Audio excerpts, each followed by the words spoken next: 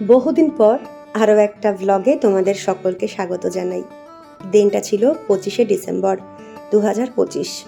ছুটির দিন তো অবশ্যই, তবে আমরা যারা নাচের জগতে, গানের জগতে, বিভিন্ন শিল্প জগতের সঙ্গে যুক্ত, তাদের কিন্তু এই ছুটির দিনগুলোই বিশেষ করে অনুষ্ঠান থাকে, আর আমরাও তার ব্যতিক্রম নই। সেদিন আমাদের অনুষ্ঠান ছিল তমলুক তাম্রলিপ্ত উৎসব 2025। গত বছরও আজকের দিনে কিন্তু আমরা তমলুকে অনুষ্ঠান করতে গিয়েছিলাম। তাদের ভালোবাসায়, তাদের আমন্ত্রণে একই জায়গায় দ্বিতীয়বার ভাবনা নৃত্য শিক্ষা কেন্দ্রকে সঙ্গে নিয়ে সকাল সকাল সবাই বেরিয়ে পড়েছিলাম, কারণ হাওড়া থেকে মেচেদা আমাদের ট্রেনে করে যেতে হবে। সেখান থেকে ওরা গাড়ি পাঠাবে আমাদের নিয়ে যাওয়ার জন্য। আর ট্রেনে ওঠা মানেই তো এত কিছু খাবার দাবার। শুরু হয়েছিল এই পাঁপড় দিয়ে, তারপর ট্রেনে ওঠার গরম গরম ঘুগনি, সেটা কি আর ছাড়া যায়? যদিও বাড়িতে ঘুগনি বানিয়ে খাই, এই স্বাদ কিন্তু কোথাও পাওয়া যায় না। তাই ট্রেনে উঠে কিছুতেই আর মিস করতে পারলাম না। তবে সত্যি বলতে সেদিন ঘুগনিটা এত খারাপ খেতে ছিল, দ্বিতীয়বার আবার ঘুগনি খাবো কিনা সেটা একটু ভাবতে হবে। এরপর শুরু হলো আমাদের পরবর্তী টিফিন বক্স খোলার পালা। সবাই মিলে অনেক কিছু খাবার নিয়ে যাওয়া হয় সঙ্গে করে, সেই যেন পিকনিকের মতন। আর এরা তখনও নাচ প্র্যাকটিস করে যাচ্ছে, কারণ স্টেজে যদি নাচ ভুল করে তাহলে কপালে দুঃখ আছে। সেই ভয়ে এত ভিড় ট্রেনেও এরা কিন্তু ঠিকই নাচ প্র্যাকটিস করে চলেছে। আরেকজন তো জানলার ধারে বসে সে কি আনন্দ, সে নাকি বাইরের দৃশ্য দেখছে। এদিকে আরও একটা টিফিন বক্স খোলা হলো, যেখানে ছিল এক গাদা পরোটা, যেটা করে নিয়ে গেছিল আমাদের সৌম্যজিতের মা কাকিমা। তার সঙ্গে এই ঝাল ঝাল কষা আলুর দম। প্রত্যেকবার আমরা ট্রেনে কোথাও দূরে গেলেই এরকম বাড়ি থেকে খাবার নিয়ে যাই, যেন মনে হয় একটা পিকনিকে যাচ্ছি। সত্যিই তো, আজকের দিনে সবাই পিকনিক করতেই যায়, আর আমরা অনুষ্ঠান করতে যাচ্ছি, কিন্তু ফুল পিকনিকের আমেজে কিছুতেই সেটাও মিস করতে পারিনি। সবাই মিলে একসঙ্গে খাওয়া দাওয়ার মজাই আলাদা। আমিও নিয়ে গিয়েছিলাম, কিন্তু টিফিন বক্স খুলতেই সব শেষ, তাই আলাদা করে আর ভিডিও করা হয়নি। এদিকে সময় কাটানোর জন্য ট্রেনে উঠে এনারা শুরু করেছেন লুডো খেলা। অনেকক্ষণ ধরে সময় যাওয়ার পর অবশেষে কোলাঘাট ব্রিজ। আর এই জায়গাটা আসলেই আমার যে কি ভালো লাগে, এত সুন্দর দৃশ্যটা চারিদিকে। ছেলেও দেখে ভীষণ আনন্দ পেয়েছিল।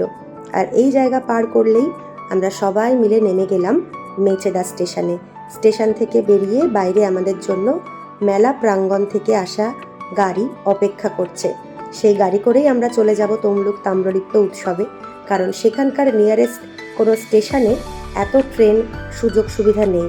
তাই আমাদেরকে মেচেদাতে নেমেই প্রত্যেক বছর যেতে হয়। আর এই যে এত লোক দেখছো, সবাই কিন্তু আমাদের দলেরই লোক।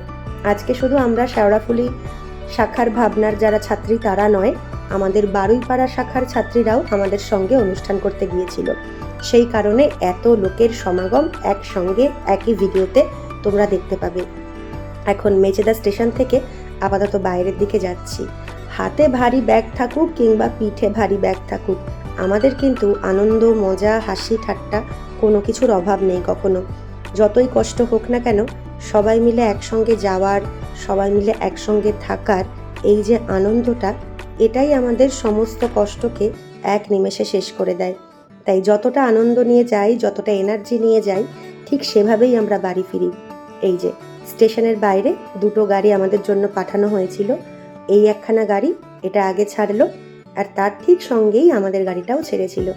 অনেকে মিলেছিলাম, একটু তো অসুবিধা হয়েছিল বসতে, তবে সেটাও আমরা অ্যাডজাস্ট করে নিয়েছিলাম, কারণ যদি হও সুজন তেঁতুল পাতায় নজন। সবাই মিলে একসঙ্গে হই হই করতে করতে ছুটে গেলাম অনুষ্ঠানের দিকে। তবে এখন যা ঠান্ডা, সেই তুলনায় 25শে ডিসেম্বর ঠান্ডা একটু কম ছিল। আজকের ঠান্ডা দেখে অন্তত তাই মনে হচ্ছে। যেহেতু আজকে আমি ভয়েস ওভার দিচ্ছি, তাই ঠান্ডাটা ফিল করতে পারছি যে না, সেদিন এতটাও ঠান্ডা ছিল না। তারপর প্রায় আধ ঘন্টা অতিক্রম করে আমরা পৌঁছালাম আমাদের গন্তব্যে, তমলুক তাম্রলিপ্ত উৎসব। এই বিশাল মেলা প্রাঙ্গণ, আর তার মাঝখানেই একটা বিরাট স্টেজে প্রত্যেক বছর অনুষ্ঠান হয়। বহু দল, বহু শিল্পীরা এখানে আসেন, অনুষ্ঠান করেন। আর আমাদের সৌভাগ্য, এত দূরে কলকাতা থেকে মফস্বলের একটা জায়গায় আমরা থাকি, সেখানে কত মানুষ আমাদের চেনেন আমরা জানি না। তবে এই যে আমরা এত দূর দূর থেকে সুযোগ পাই, তার জন্য প্রচুর কষ্ট, প্রচুর পরিশ্রম আর প্রবল মনের ইচ্ছা। আর আমাদের নাচের ছেলেমেয়েরা যারা হাজার বকা সহ্য করার পরেও আমাদের সঙ্গে থেকে যায়। তাদের এই ঐকান্তিক প্রচেষ্টাই কিন্তু আমাদের এগিয়ে যাওয়ার প্রধান কারণ। পৌঁছে গেছি আমাদের গন্তব্যে। আর আজকের বিশেষ আকর্ষণীয় ব্যাপার হলো, আজ কিন্তু আমার সঙ্গে এত দূরে আমার ছানাও গিয়েছিল অনুষ্ঠান দেখতে। ও যে এসব কি ভালোবাসে সেটা তোমরা ভিডিও দেখলেই বুঝতে পারবে। প্রধানত পুজোর সময় দিল্লিতে এতদিনের জন্য যাই, সেই কারণে ওকে সঙ্গে নিয়ে যাই, না হলে এত দূরের অনুষ্ঠানে ওকে কখনোই নেওয়া হয় না। কিন্তু সত্যি কথা বলতে ও একটুও বিরক্ত করে না। ওর জন্য আমাকে আলাদা করে কোনো রকম অসুবিধা ভোগ করতে হয় না। সেই কারণেই এবার ভাবলাম একটাবার ওকে নিয়ে গিয়েই দেখি কি করে। কিচ্ছু করেনি, প্রচণ্ড সহযোগিতা করেছে। যখন যা খেতে দিয়েছি তাই খেয়েছে, সবার কথা শুনে চলেছে। সর্বোপরি গোটা অনুষ্ঠানে ও আমাদের ভীষণ সাহায্য করিয়েছে, হাতে হাতে এটা ওটা এগিয়ে দিয়ে। তাই ওর কাছে আমি কৃতজ্ঞ। এইভাবেই যেন ওকে আমি সারা জীবন আমার সঙ্গে পাই। আমরা প্রত্যেকে রেডি হয়ে গেছি, আর মঞ্চে ওঠার আগে আমাদের রীতি অনুযায়ী প্রণাম করে সকলের জন্য শুভকামনা, যেন সবাই একসঙ্গে ভীষণ ভালো অনুষ্ঠান করতে পারি, তার জন্য ঈশ্বরের কাছে প্রার্থনা করে মঞ্চে উঠব। আমাদের নাচের এক ঝলক শেয়ার করি তাহলে।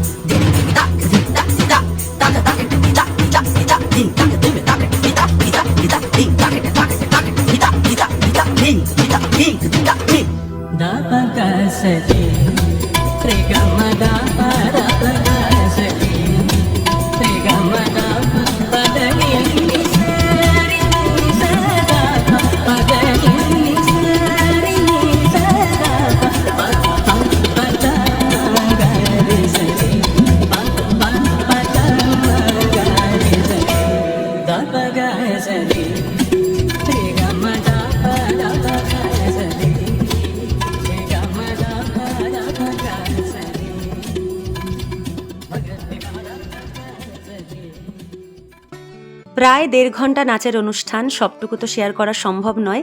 তবুও সেদিনের অনুষ্ঠানের একটা কোলাজ ভিডিও আমি করেছিলাম, যেটা এর আগেও আমি ফেসবুকে শেয়ার করেছি, সেটা এই ভিডিওর সাথে জুড়ে দিলাম। এরপর বাড়ি ফেরার পালা। এখনও কিন্তু আমাদের টিফিন বক্সের টিফিন শেষ হয়নি।